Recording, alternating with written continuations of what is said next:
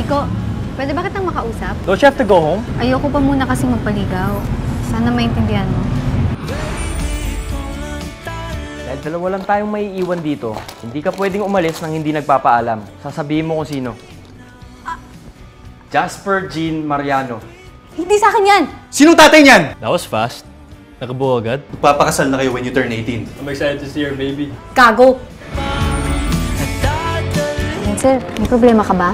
Broken-hearted ka ba? Pinasted ka ba? Buntis ako. Ha?